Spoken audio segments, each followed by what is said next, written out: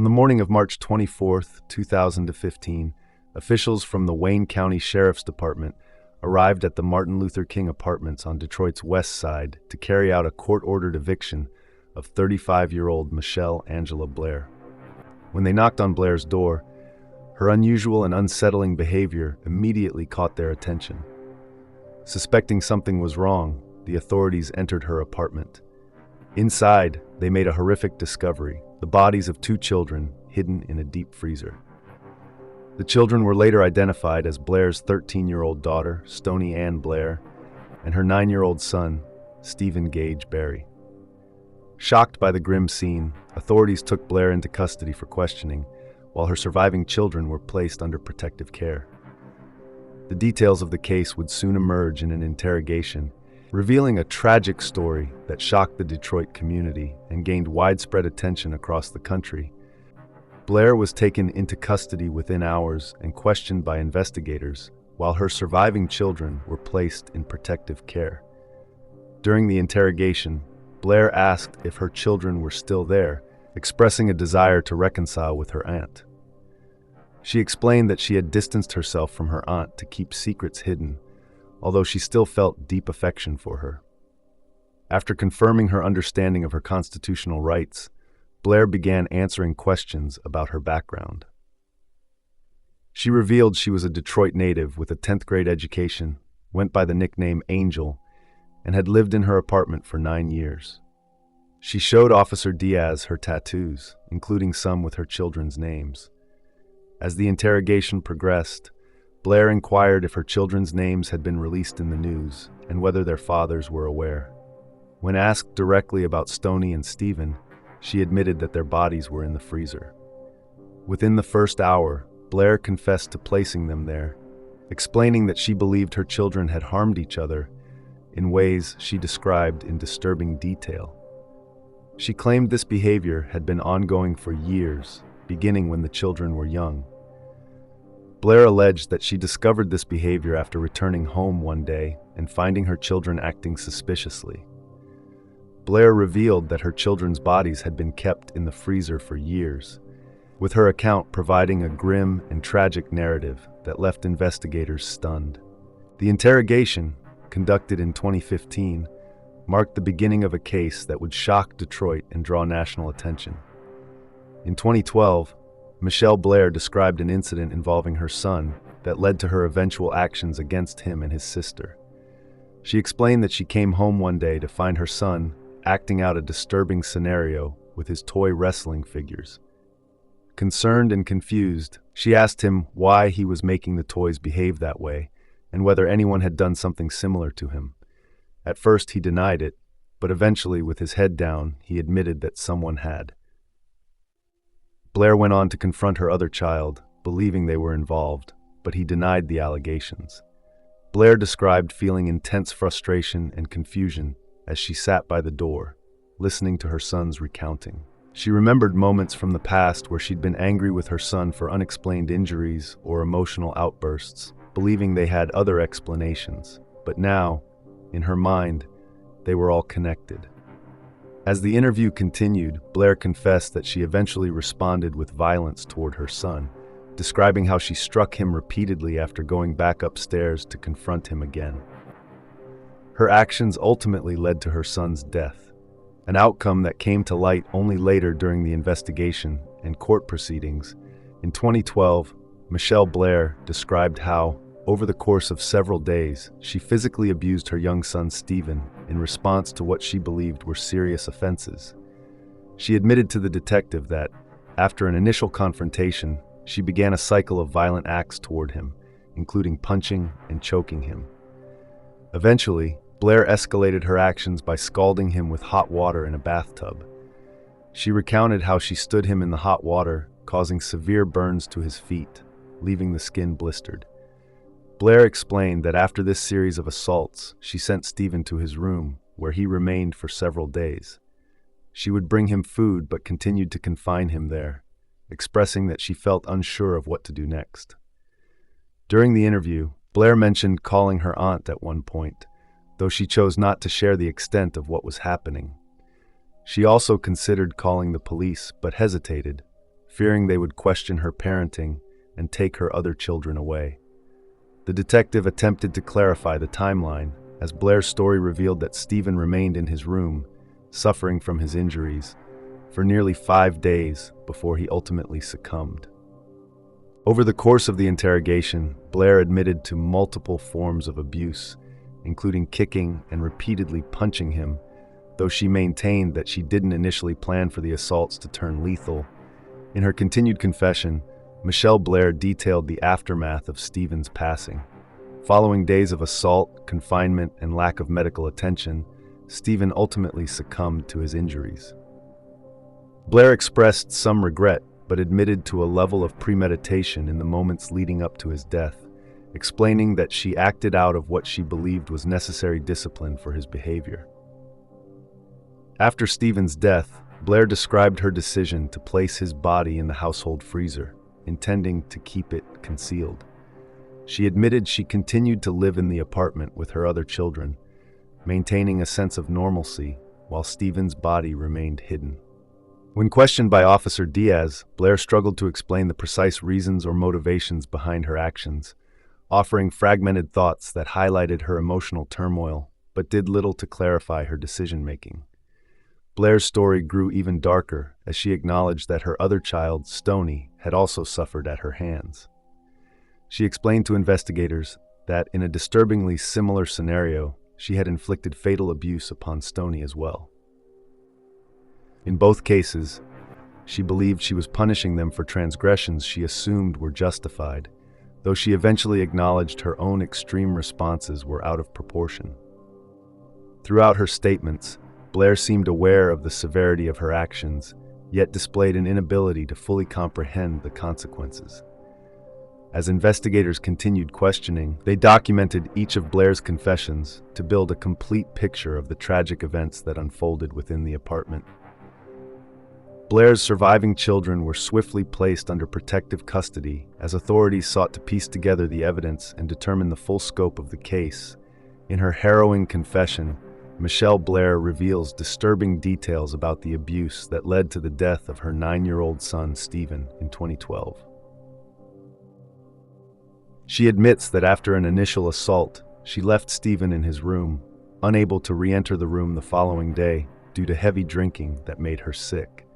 She describes how she repeatedly returned to the room over several days, attempting to talk to Stephen, but ultimately assaulting him again.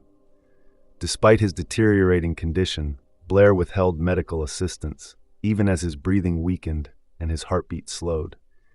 When Stephen finally stopped breathing, Blair attempted CPR, but ultimately failed, acknowledging that she felt his life slip away. She explains that she wrapped his body in his favorite blanket, decorated with monkeys, and placed him in the freezer. Officer Diaz then presses Blair to explain what happened to her 13-year-old daughter, Stony. Unlike with Stephen, Blair admits that her actions towards Stony were intentional. She begins to recount how she perceived Stony as a danger to Stephen, alleging that Stony had harmed him. Her initial act was to strike Stony, rationalizing it as punishment for what she believed her daughter had done to her younger brother. As the questioning continued, Blair's confessions revealed more about the prolonged abuse both children endured. Her statements, though fragmented and contradictory, painted a chilling picture of a mother consumed by a twisted sense of justification, inflicting harm on her own children under the guise of punishment. The brutal nature of Blair's actions left the investigator struggling to piece together how such a tragedy could unfold within the family. Blair's recollections of her daughter Stony's fate grew increasingly unsettling as the interrogation progressed. Officer Diaz pressed her for clarity, hoping to understand the motivations and events that led to the tragedy. "I punched her so hard because she was still doing things to him," Blair claimed, implying that she believed Stony was somehow complicit in the abuse that Stephen endured. She struggled to articulate what she meant, indicating that there was a chaotic mix of fear and anger in her mind. "I didn't find out what she was doing to him until later," she continued, suggesting a misguided attempt to protect her son while simultaneously unleashing her rage on her daughter. As Blair shared these harrowing details, it became evident that her perspective was distorted. She portrayed herself as a guardian, acting out of a twisted sense of duty to protect Stephen from Stony, whom she labeled as a threat. This perception only fueled the violence she directed toward her children. He was so scared of her, Blair said, referring to her son's fear of his sister, and she expressed a belief that her actions were justified in maintaining control over the household. The investigator sought to untangle the web of violence and fear that engulfed their home, asking Blair about specific incidents of abuse directed towards Stony. Blair described a cycle of punishment, physical attacks, and emotional manipulation. It just kept escalating, she admitted, revealing a bleak landscape of parental authority turned to cruelty. In the depths of her confession, Blair mentioned various forms of abuse: punching, kicking, and even denying food and comfort to her children. The investigator tried to piece together a timeline, asking her how long these assaults continued. Blair struggled to recall exact dates, but estimated that the pattern of violence persisted for weeks before both children met their tragic fates. Officer Diaz, maintaining his composure amidst the distressing revelations, pressed further. "What happened after you hurt Stony?" The answer came with a chilling honesty as Blair described her feelings of detachment. "I didn't know what to do with her after I hurt her. I was just lost," she stated, indicating that her actions had spiraled beyond her control. As the interrogation continued, Blair's confessions painted a grim picture of a family fractured by fear, anger, and abuse. Her attempts to rationalize her actions only deepened the investigator's concern, revealing a disturbing mindset that viewed violence as a means of maintaining order. The horrific reality of what occurred within the confines of their home became increasingly evident as Blair's chilling narrative exposed the depths of her emotional turmoil and the tragic consequences that followed. In the aftermath of these confessions, the authorities were faced with the monumental task of addressing the horrific crimes that had been committed and ensuring that the surviving children received the care and protection they desperately needed. The echoes of Blair's admissions lingered in the air, a haunting reminder of the profound impact of abuse and the desperate need for intervention in families caught in cycles of violence. As Officer Diaz continued to question Blair, the gravity of the situation became increasingly apparent. The investigator maintained a calm demeanor, trying to coax more information from her amidst the emotional turmoil. "After you put Stony in her room, what happened next?" he prompted, carefully navigating the sensitive topic. Blair's recollection remained fragmented, her thoughts racing as she tried to piece together the timeline of events.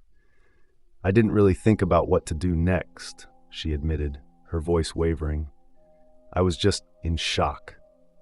She described a disoriented state, struggling to comprehend the violent acts she had committed against her children. With the weight of her actions hanging heavy in the air, Blair spoke of her feelings of guilt and confusion. "I just didn't know what to do after everything," she confessed, revealing a chaotic mix of emotions that plagued her. "I didn't mean for it to go that far." Despite her admissions of guilt, it was clear that she was grappling with her understanding of her own behavior. "I wrapped Stony up in a blanket," she recalled, her voice softening as she mentioned her daughter's favorite comfort item. She loved that blanket. It was a stark contrast to the violence she had just described, highlighting the complexity of her feelings toward her children. "I thought maybe that would help her feel better." Yet as the conversation unfolded, it became clear that Blair was also attempting to distance herself from the severity of her actions. "I didn't think she was dead. I just thought she was hurt," she insisted, though her story suggested otherwise. Officer Diaz pressed on, determined to clarify the sequence of events. "But you knew she was injured, and you didn't seek help," he questioned, pushing for accountability. "I didn't know how to explain it," she replied, her voice cracking. "I was scared. I didn't want them to take my kids away." Her fear of losing custody seemed to overshadow the urgency of seeking medical assistance. Instead of calling for help, Blair chose to conceal the truth, entrenching herself deeper in a web of denial and guilt. Blair then recounted how, after wrapping Stony in her beloved blanket, she left her daughter alone in her room, much like she had done with Stephen.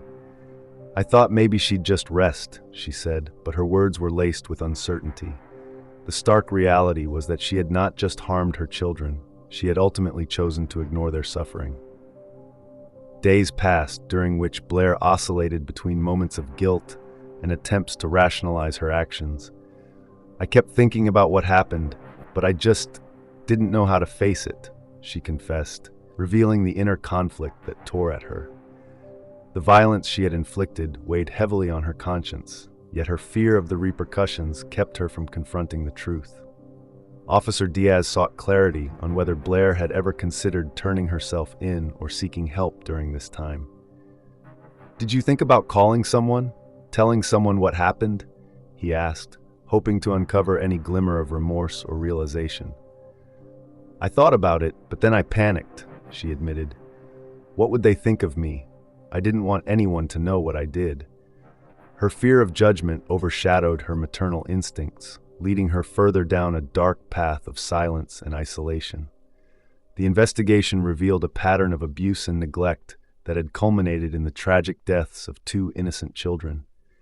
Blair's narrative was marked by moments of chilling clarity mixed with denial as she grappled with the enormity of her actions. Despite her attempts to explain her behavior, the officer could not ignore the stark reality of the situation. The children she was supposed to protect had suffered horrifically at her hands. As the interrogation continued, Officer Diaz remained focused on seeking justice for Stephen and Stony. He understood that uncovering the truth was essential not only for the children's memories, but also for preventing further tragedies in the future.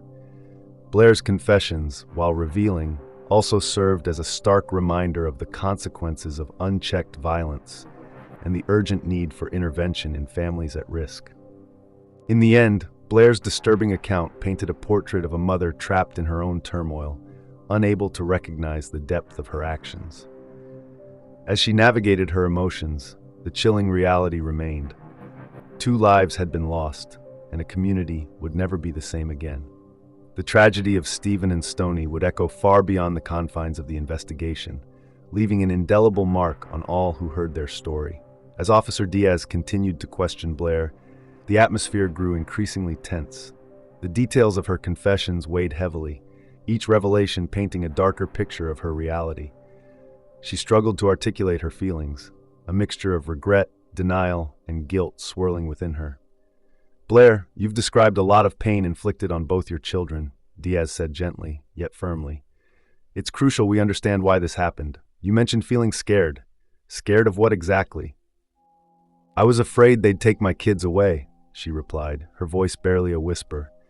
"I didn't want to lose them. I thought if I just kept quiet, everything would be okay." Her fear of losing her children had twisted her judgment, leading her to believe silence was the safest option.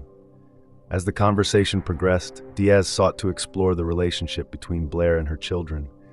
"What was your relationship like with Stephen and Stony? Did they ever express fear of you?" Blair hesitated, glancing downward. "They were scared of me sometimes, I think," she admitted, her voice cracking. "I didn't mean for it to be like that, but when I got angry..." Her words trailed off, the unspoken acknowledgement of her own violent tendencies hanging in the air. "Anger is a powerful emotion, Blair," Diaz interjected. "But it doesn't justify what happened. How did you feel after you hurt them?" "I felt horrible," she said, tears beginning to form in her eyes. "But then I'd get angry again. It was like I was on a cycle. I'd feel guilty, but then something would trigger me and I'd lash out again." Her admission highlighted a troubling cycle of abuse, one that seemed inescapable for her. "Did you ever seek help for these feelings? Did you talk to anyone about your anger?" Diaz pressed. Blair shook her head. "No, I thought I could handle it on my own. I thought it would get better if I just tried harder." The weight of her isolation became apparent, revealing how she had convinced herself she could manage her emotions without external support. As the interrogation continued, Blair shared fragments of her life leading up to the tragedies. "I was drinking more often," she confessed. "It made me feel numb. I thought it would help me cope. But instead, it exacerbated her problems, clouding her judgment and fueling her violent outbursts." "You mentioned that you had been drinking heavily. How did that affect your ability to care for your children?" Diaz inquired, searching for deeper insight into her mindset. "It made everything worse," Blair admitted, wiping tears from her eyes. I couldn't think straight. I was just lost. The combination of alcohol and emotional turmoil had created a dangerous environment for her children, one filled with unpredictability and fear. "Did you ever think about the consequences of your actions while you were drinking?" Diaz asked, trying to understand her thought process during those moments of violence. "I guess I didn't think about it at the time," she replied, her voice trembling. "I was just in a haze, and I didn't see how bad it was until it was too late." Her words carried a haunting truth, an acknowledgement of how easily one can slip into darkness when overwhelmed by pain and despair. As Blair reflected on her actions, Diaz pressed for more clarity. "After everything you've described, why didn't you seek help after Stony was injured?" "I was scared," she admitted again, her fear evident. "I thought I could fix it on my own. I thought I could just make it go away." The illusion of control had consumed her, blinding her to the reality of her situation. Diaz felt the weight of her confessions. He understood the complexity of human emotions, but he also recognized the imperative to hold her accountable for the pain she had inflicted. "Blair, it's important to understand that your children deserved better. They deserved a mother who would protect them, not harm them." "I know," she sobbed, the reality of her actions finally hitting her with full force. "I wish I could take it back. I wish I could change everything." As the questioning neared its conclusion, Diaz steered the conversation toward the future. "What do you hope will happen now? What do you want for your life moving forward?" Blair paused, contemplating her response. "I want to be better. I want to be the mother I should have been. I just don't know if it's too late." Her uncertainty echoed the tragic reality of her situation. Lives had been lost, and the repercussions of her actions would ripple through her community forever. The interrogation ended with Officer Diaz collecting the final pieces of her narrative. He had uncovered the painful truths surrounding the tragic deaths of Stephen and Stony, yet the emotional scars would remain long after the investigation concluded. Blair's story would serve as a reminder of the devastating consequences of neglect and violence within a family, a tragic cycle that must be broken for the sake of future generations. As Blair faced the gravity of her confessions, she was left to confront the darkest corners of her soul, one that had betrayed her children in the most horrific way. The community would mourn the loss of Stephen and Stony, while also grappling with the need for awareness and intervention in families struggling with abuse. The story of these two innocent children would not fade away. It would echo as a call for change, a reminder of the importance of compassion and understanding in the face of deep-seated pain. In a chilling crime story, a mother named Blair reveals a harrowing sequence of events leading to the deaths of her two children, Stephen and Stony. After inflicting severe injuries on Stony, the 13-year-old girl was left in her room for days, bleeding from her wounds. Instead of seeking help, Blair retreated to the basement to drink vodka, grappling with her guilt and anger. Blair admits to Officer Diaz that after discovering the extent of Stony's injuries, she stopped providing adequate food for her daughter. What began as 2 meals a day dwindled to just 1 meal of oatmeal and water over the course of 2 weeks. Blair claims that while she did not think starving Stony was the direct cause of her death, she acknowledges the profound neglect and emotional abuse she inflicted. Instead, she attributes Stony's death to asphyxiation, a claim that contradicts the medical examiner's findings, which attributed Stony's death to blunt force trauma, similar to her brother's fate. As the interrogation unfolds, Blair reluctantly recounts the events leading to Stony's demise. She describes entering her daughter's room days after the initial beating and confronting her while she slept. Startled awake, Stony apologized for her earlier actions but expressed her ongoing hatred for her brother. In a fit of rage, Blair struck her daughter, escalating the violence that had already marred their home. Under questioning, Blair reveals chilling details about her family dynamics, disclosing that only she and her children were aware of the horrific acts she had committed. She confirmed that she told her surviving children about Stony's death the same night it happened, exposing them to unimaginable trauma. Reports indicate that she forced her eldest daughter to stack Stony's body on top of Stephen's, further compounding the horror of their circumstances. When asked about her children's reactions to the sight of their dead sister, Blair recounts that they cried, with her youngest son expressing fear that she would face severe consequences. His fears were justified. In April 2015, Blair pled guilty to homicide in connection with both children's deaths. During her testimony, she chillingly remarked, "I don't feel no remorse for the death of them demons," showcasing a profound lack of empathy for the lives she had taken. Throughout her trial, Blair exhibited erratic behavior, frequently interrupting proceedings with outbursts. Ultimately, she was sentenced to life in prison without the possibility of parole. Her violent tendencies did not cease in prison. She was charged multiple times for assaulting prison staff, leading to additional years added to her life sentence. Blair's story serves as a haunting reminder of the complexities of familial relationships and the tragic consequences of abuse, leaving a community in mourning for the lives of Stephen and Stony. As Blair continues to serve her life sentence, her case reverberates through the community and the media, drawing attention to the darker aspects of familial violence and the systemic failures that allowed such abuse to go unnoticed for so long. The shocking details of her actions raise questions about the support systems in place for at-risk children and the responsibilities of those who are aware of such situations. Reports emerged detailing the background of the family, illustrating a cycle of abuse and neglect that may have contributed to Blair's violent behavior. Friends and neighbors expressed disbelief, recounting a different side of Blair as a seemingly normal mother, unaware of the horrors occurring behind closed doors. This disparity highlights the often hidden nature of domestic abuse, where victims and perpetrators can mask their realities from the outside world. Community organizations rally to raise awareness about child abuse, emphasizing the need for vigilance and intervention in similar cases. Child advocacy groups begin to push for more stringent measures to protect vulnerable children, urging the public to speak up if they suspect abuse, no matter how subtle or inconspicuous it may appear. Psychologists and social workers weigh in, analyzing Blair's behavior and mental state.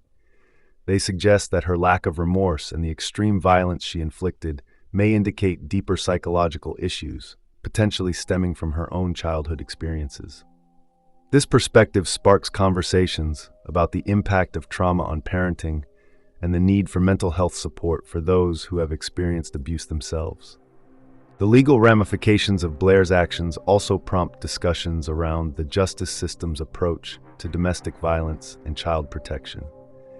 Advocates argue for more resources and training for law enforcement and social services to identify and address signs of abuse before it escalates to lethal outcomes.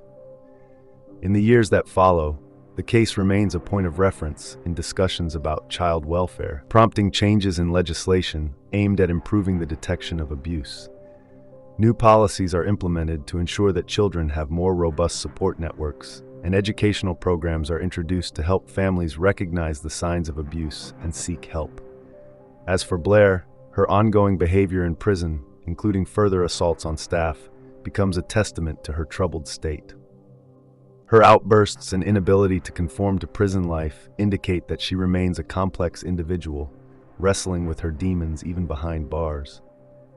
The severity of her actions and her subsequent refusal to take responsibility contribute to her status as a notorious figure, symbolizing the catastrophic impact of unchecked familial violence. In the aftermath of this tragedy, the lives of Stephen and Stony serve as a haunting reminder of the consequences of abuse, and their story compels society to confront uncomfortable truths about family dynamics and the urgent need for vigilance in protecting children. The community reflects on the profound loss of these two young lives, recognizing the importance of breaking the cycle of violence and fostering environments where children can feel safe and loved.